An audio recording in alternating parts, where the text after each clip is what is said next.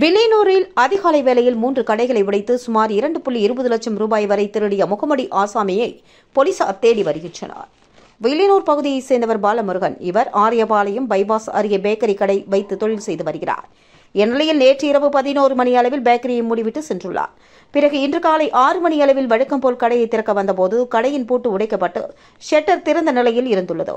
அதிர்ச்சியடைந்த பாலமுருகன் கடையின் கல்லாப்பெட்டியில் ஊழியர்களுக்கு சம்பளம் வழங்க வைத்திருந்த சுமார் 2 லட்சம் ரூபாய் பணத்தை பார்த்தபோது அவை திருடு போயிருந்தது தெரியவந்தது.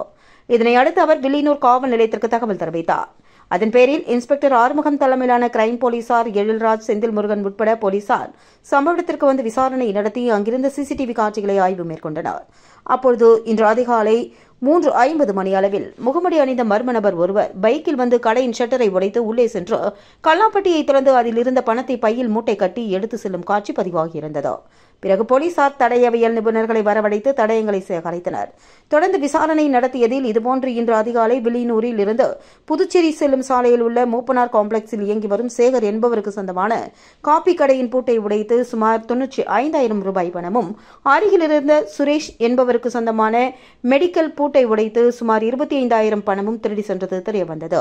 இதுகுறித்து வில்லியனூர் போலீசார் வழக்கு பதிந்து விசாரணை நடத்தி முகமடி ஆசாமியை வலைவீசி தேடி வருகின்றனர். ஒரே இரவில் அடுத்தடுத்து 3 கடைகளின் பூட்டை உடைத்து 2,20,000 ரூபாய் பணம் கொள்ளையடிக்கப்பட்ட சம்பவம் அப்பகுதி வணிகர்கள் மற்றும் பொதுமக்களிடையே பெரும் அச்சத்தையும் பரபரப்பையும் ஏற்படுத்தியுள்ளது.